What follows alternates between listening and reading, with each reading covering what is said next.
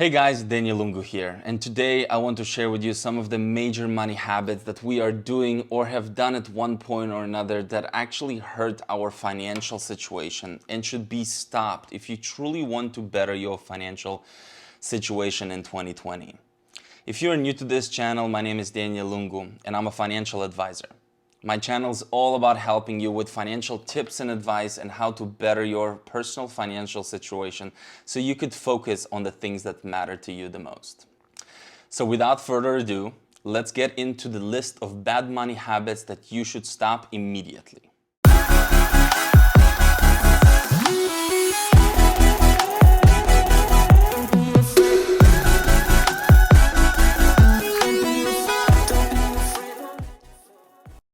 Tip number 1. Using your credit cards instead of debit cards to earn points.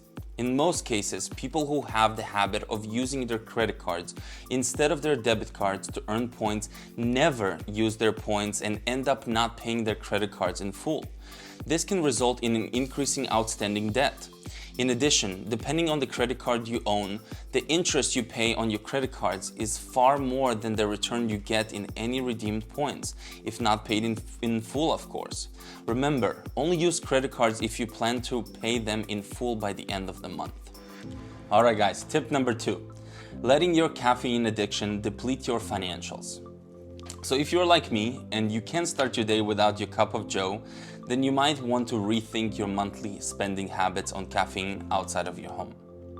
What do I mean by that? We all have and been at Starbucks thinking that we will only order coffee, but that coffee cost comes to approximately $5 a day, which results in approximately the bare minimum of $150 a month or $1,800 a year.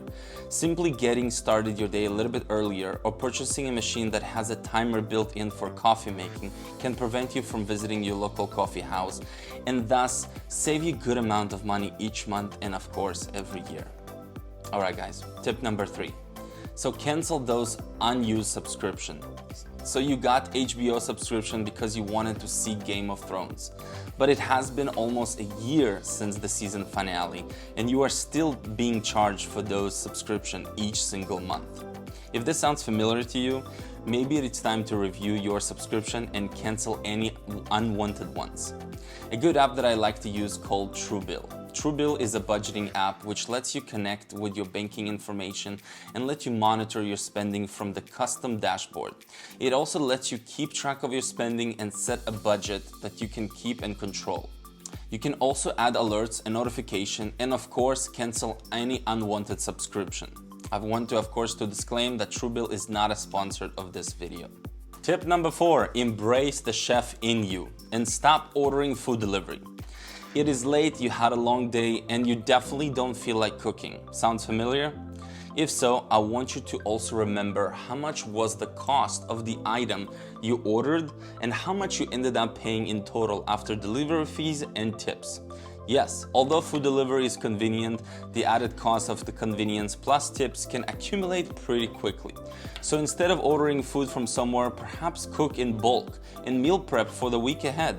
After all, food is our largest monthly expense after our rent or mortgage.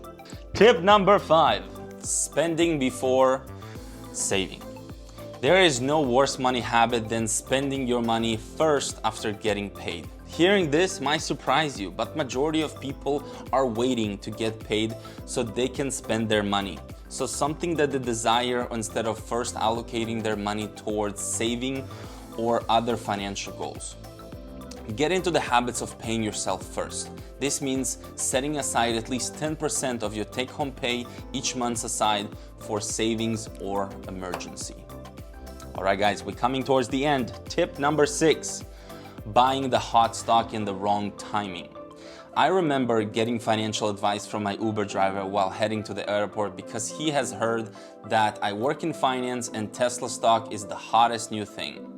Getting your stock recommendation from people who lack the financial expertise can result in devastating potential losses simply because you entered the market at the wrong timing or purchase something that is not appropriate for you or for your risk tolerance. So next time you hear about newest and hottest stock, consult your financial professional.